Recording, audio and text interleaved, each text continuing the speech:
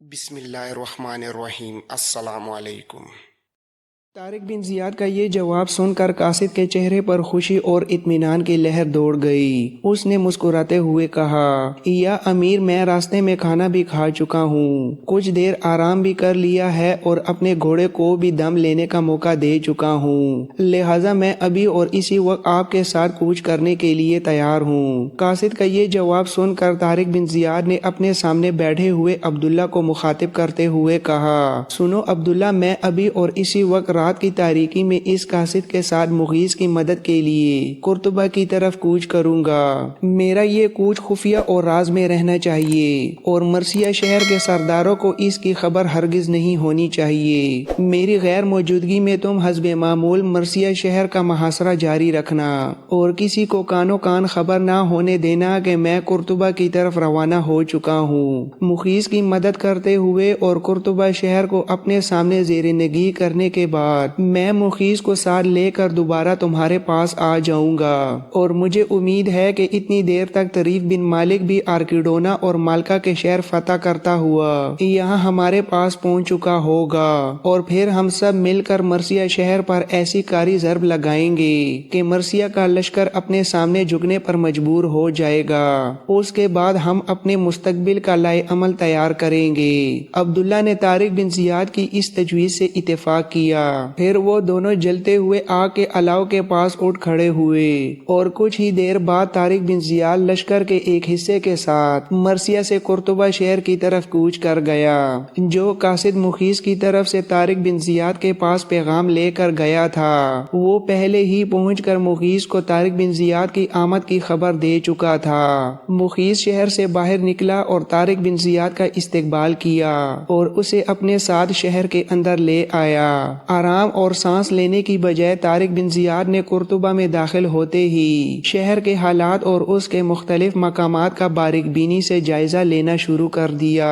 اس وقت رات اپنے آخری حصے میں داخل ہو چکی تھی اور شہر کے آثار نمایاں ہو رہے تھے۔ اپنے ارد گرد کا اچھی طرح جائزہ لینے کے بعد طارق بن زیاد مغیث کے ساتھ اس قلعے کے قریب پہنچا جس کے اندر دشمن کا لشکر محصور ہو کر مقابلہ کر رہا تھا۔ وہاں پہنچ کر طارق بن زیاد نے نہایت رازدارانہ انداز میں مغیث کو مخاطب کرتے ہوئے کہا، سنو مغیث، میرے ساتھی، میرے رفیق، میں شہر اور اس قلعے کا بخوبی جائزہ لے چکا ہوں جس کے اندر دشمن اپنے لشکر کے ساتھ محصور ہے۔ یہ قلعہ اپنی ساخت اور نوعیت کے اعتبار سے انتہائی مضبوط ہے اور اسے فتح کرنا نہایت دشوار گزار کام ہے۔ ہمارے پاس اس قدر لشکر بھی نہیں کہ ہم اس کے چاروں طرف پھیل کر سخت محاصرہ قائم رکھ سکیں، اور اگر ہم محاصرہ طویل کر دیتے ہیں تو شہر کے اندر محصور دشمن کو اپنے دوسرے شہروں سے مدد اور کمک ملتی رہے گی، جبکہ ہمارے لیے اس اجنبی سرزمین پر طویل محاصرہ یقیناً نقصان دہ ثابت ہوگا۔ لہٰذا یہاں قلعے اور اس کے ارد گرد پھیلی ہوئی عمارتوں کا باریک بینی سے جائزہ لینے کے بعد میں نے ایک فیصلہ کیا ہے، اور وہ فیصلہ مجھے یقین ہے کہ تمہیں بھی پسند آئے گا، اس لیے کہ اس طرز حملہ میں نہ ہمیں کسی خاص تیاری کی ضرورت ہوگی اور نہ ہی کسی اضافی اخراجات میں پڑنا ہوگا، بلکہ یہ ایک ایسا سادہ مگر مؤثر طریقہ جنگ ہوگا جسے اختیار کر کے ہم یقیناً قلعے پر قبضہ کرنے میں کامیاب ہو جائیں گے۔ سنو مغیث میرے بھائی، تم دیکھ رہے ہو کہ سحر ہونے والی ہے، تھوڑی ہی دیر میں سورج طلوع ہو جائے گا اور ہر چیز عیاں اور روشن ہو کر سامنے آ جائے گی۔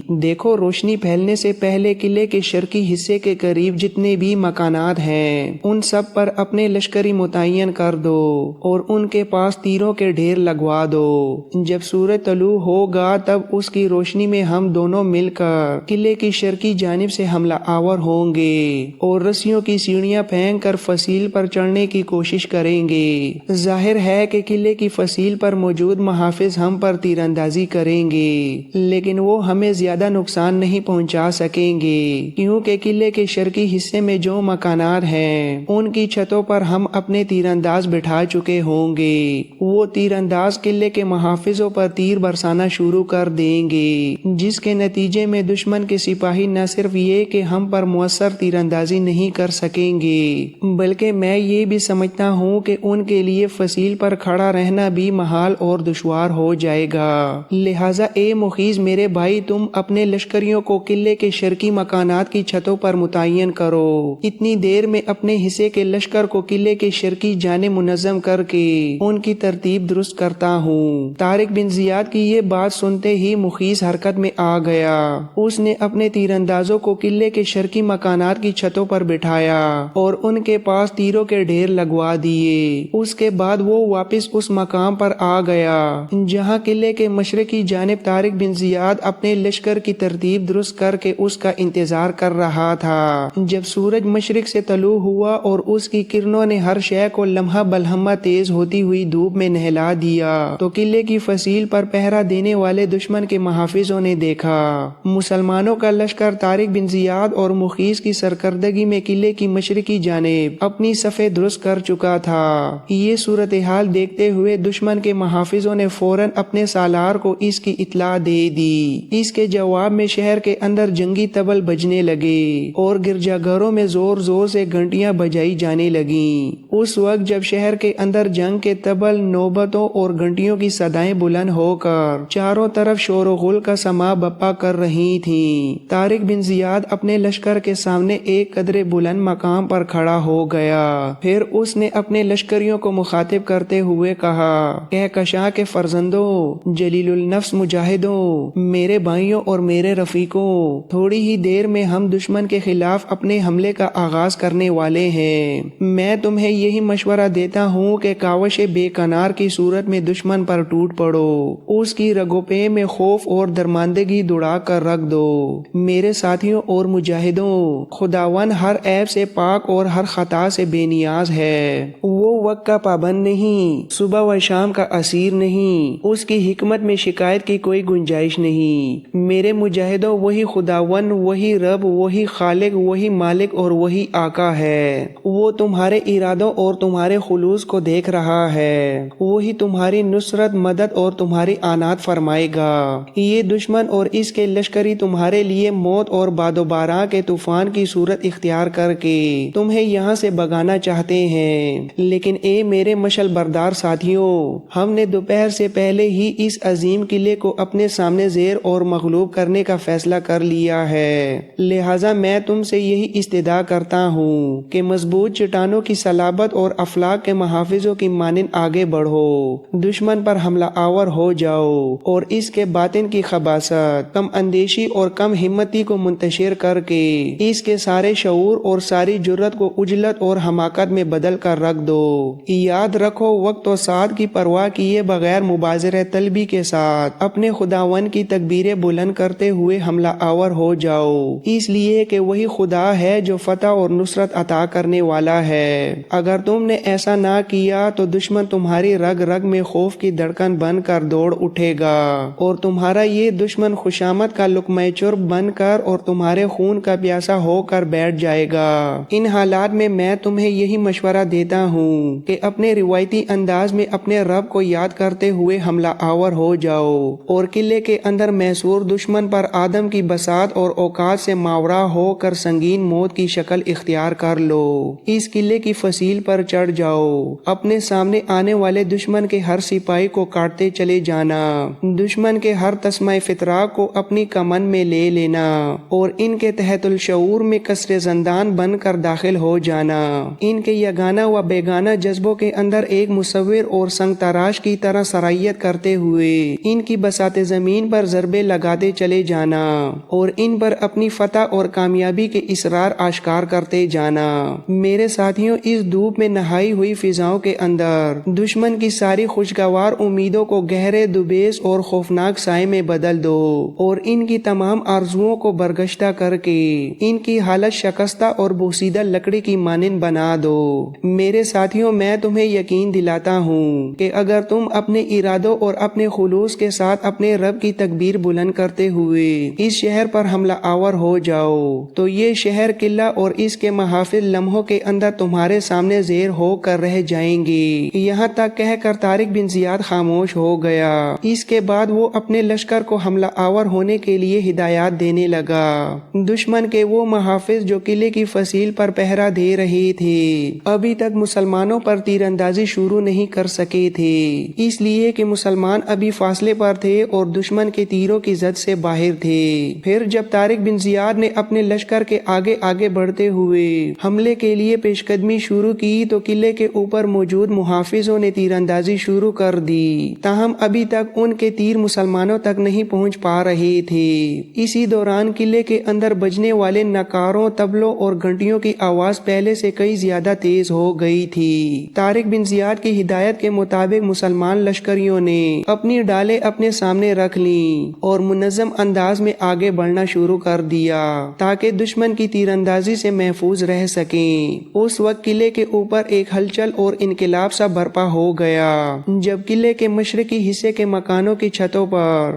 بیٹھے مسلمان مجاہدین نے جوابی تیر اندازی شروع کر دی۔ اس اچانک اور شدید تیر اندازی کے نتیجے میں قلعے کے محافظوں کے اندر چیخ و پکار مچ گئی اور ایک ہنگامہ اٹھ کھڑا ہوا۔ زخمی محافظوں کو سنبھالتے ہوئے وہ گھبراہٹ میں فصیل کے نیچے اترنے لگے اور جو ابھی تک مسلمانوں کے مہلک تیروں سے بچے ہوئے تھے ان میں سے بعض فصیل کے اوپر مختلف اوٹوں اور دیواروں کی آڑ میں چھپ گئے، جبکہ کچھ جان بچانے کے لیے تیزی سے نیچے اترنے لگے تاکہ اس جان لیوا اور شدید تیر اندازی سے خود کو محفوظ رکھ سکیں۔ اس صورتحال سے طارق بن زیاد نے پورا فائدہ اٹھایا اور وہ نہایت تیزی سے قلعے کی فصیل کی جانب بڑھنے لگا۔ طارق بن زیاد کی رہنمائی اور قیادت میں مسلمان مجاہد ایک قوت اشتعال اور جذبہ استراق کی مانند آگے بڑھے اور قلعے کی فصیل کے قریب جا پہنچے۔ پھر طارق بن زیاد کے حکم پر انہوں نے رسیوں کی سیڑھیاں قلعے کی فصیل پر پھینک دیں اور نہایت تیزی سے اوپر چڑھنا شروع کر دیا۔ چونکہ مکانوں کی چھتوں پر بیٹھے مسلمان مجاہدین بدستور شدید تیر اندازی کر رہے تھے، اس لیے قلعے کے محافظوں میں یہ جرأت نہ رہی کہ وہ فصیل پر آ کر اوپر چڑھتے ہوئے مسلمانوں کو روک سکیں۔ یوں طارق بن زیاد بڑی آسانی سے رسیوں کی سیڑھیوں کے ذریعے قرطبہ کے قلعے کی فصیل پر چڑھ گیا۔ اسی لمحے چھتوں پر بیٹھے مجاہدین نے تیر اندازی روک دی اور فوراً نیچے اتر کر قلعے کی طرف لپکے تاکہ سیڑھیاں چڑھ کر طارق بن زیاد کے شانہ بشانہ جنگ میں شامل ہو سکیں۔ جب قلعے کے محافظوں نے دیکھا کہ طارق بن زیاد خود لشکر کی قیادت کرتا ہوا فصیل پر پہنچ چکا ہے تو وہ ساکت رہ گئے۔ انہیں اندازہ ہو گیا کہ مسلمانوں کی طرف سے تیر اندازی بند ہو چکی ہے، چنانچہ وہ تیزی سے فصیل کی طرف لپکے تاکہ اوپر چڑھ کر مسلمانوں کو دھکیل کر نیچے گرا دیں۔ یوں دشمن ایک سیلاب کی مانند سیڑھیاں چڑھتا ہوا طارق بن زیاد اور اس کے ساتھیوں پر ٹوٹ پڑا، مگر طارق بن زیاد نے انتظار نہ کیا۔ وہ اپنے مجاہدین کے ساتھ سورج کی سرخ دھوپ اور بجلی کی سی کاٹ لیے آگے بڑھا۔ ایک انوکھے جذبے، ایک پراسرار ہیبت اور ایک لرزہ خیز جلال کے ساتھ اس نے دشمن پر حملہ کر دیا۔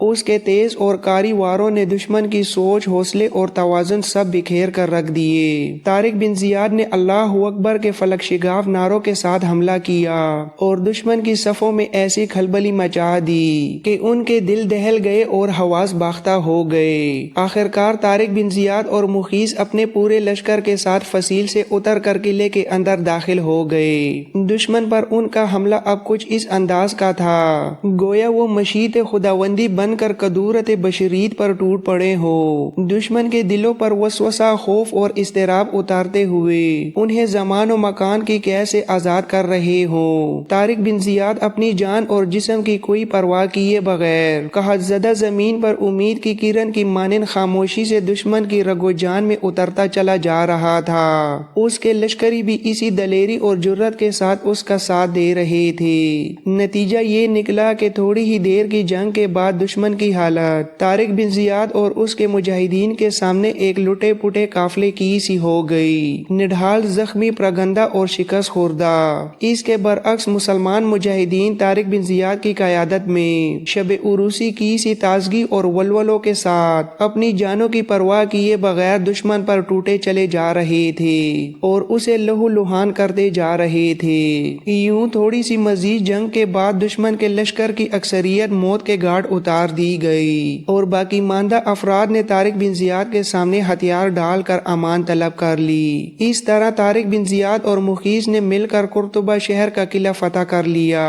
اور اس کے بعد وہ شہر اور قلعے کے نظم و نسق کو سنبھالنے میں مصروف ہو گئے۔ اسی دوران ہسپانیہ کا نامور سپہ سالار تدمیر مرثیہ شہر کے محل میں اپنے رفقا اور اراکین کے ساتھ بیٹھا ہوا تھا کہ اچانک اس کا ایک مخبر حاضر ہوا اور ادب سے مخاطب ہو کر کہا، اے آقا، میں آپ کے لیے ایک نہایت خوشکن اور اہم خبر لے کر آیا ہوں۔ تدمیر چونک پڑا اور مخبر کی طرف دیکھتے ہوئے قدرے بے چینی سے پوچھا، کیسی خوشخبری؟ مخبر بولا، اے آقا، مسلمانوں کو ہسپانیہ کی سرزمین سے نکال باہر کرنے کے مواقع پیدا ہو گئے ہیں۔ آپ جانتے ہیں کہ اسپین پر حملہ آور ہونے والے سالار طارق بن زیاد کے پاس صرف 12,000 کا لشکر ہے اور یہ لشکر اس وقت 4 حصوں میں تقسیم ہے۔ اس موقع پر اگر ہم مرثیہ شہر سے باہر نکل کر مسلمانوں کے لشکر پر حملہ آور ہو جائیں تو ہماری فتح اور کامیابی یقینی ہو سکتی ہے۔ اپنے مخبر کی یہ بات سن کر تدمیر کے چہرے پر مسرت کی ایک ہلکی سی لہر دوڑ گئی۔ اس نے فوراً سوال کیا،